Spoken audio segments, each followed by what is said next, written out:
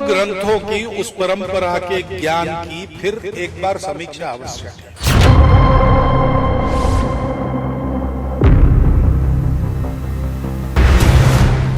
बयान नंबर 1, ग्रंथों की फिर से समीक्षा हो। ये विज्ञान सामने लाया हमारी परंपराओं में। बयान नंबर 2, परंपराओं के ज्ञान की समीक्षा हो। आखिर आरएसएस प्रमुख मोहन भागवत के इस बयान के मायने क्या हैं?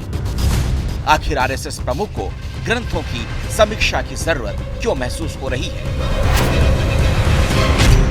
वो भी ऐसे समय में जबकि रामचरितमानस के बहाने देश में जाति की राजनीति पर बहस छिड़ी हुई है।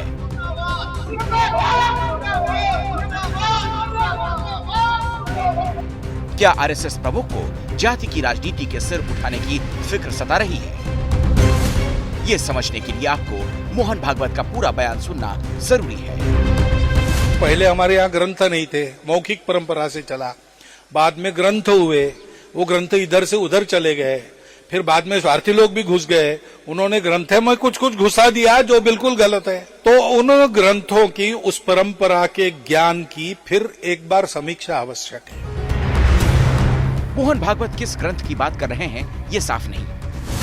ऐसे में ये सवाल उठना लाजमी है कि भागवत का बयान कहीं रामचरितमानस पर उठे हालिया विवाद की पृष्ठभूमि में तो नहीं।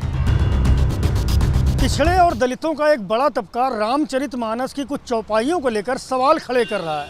खासतौर से यूपी और बिहार में रामचरितमानस को लेकर सियासत गर्म है।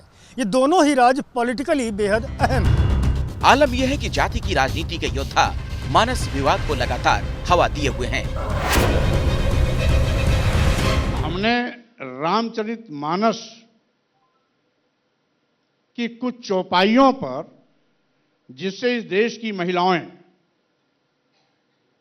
आदिवासी, दलित और पिछड़े के अपमानित होने का आधार बनता है, तो हमने तो इसमें मात्र संशोधन करने की मांग की, और यदि संशोधन नहीं होता तो इन अपमानित करने वाली टिप्पणियों को प्रतिबंधित करने की बात की। मोहन भागवत के ताजा बयान से ये सवाल उठता है, क्या संघ प्रमुख के बयान के पीछे जाति की राजनीति की काट है? वैसे ये पहली बार नहीं जब भागवत ने मानस विवाद पर संकेतों में बोले हों। फरवरी के पहले हफ्ते में भी भागवत के जाति वाले बयान पर खूब घमासान हुआ था। भागवत ने क्या कहा था, सुनिए। दोष तर उघड उघड दिसत आहेत. आपल्याच लोकांना पशुप्रमाणे वागवतो, एकमेकांमध्ये भेद मानतो, स्वार्थापोटी आपल्या बांधवांना विकून टाकायला मागे पुढे पाहत नाही. इतका खाली उतरलेला हा समाज हा तर मरायच्याच लायकीचा आहे. याची परंपरा मोडीत काढायच्या लायकीची असं आहे का? असं आहे की नाही हे पंडित लोक सांगू शकत नाही.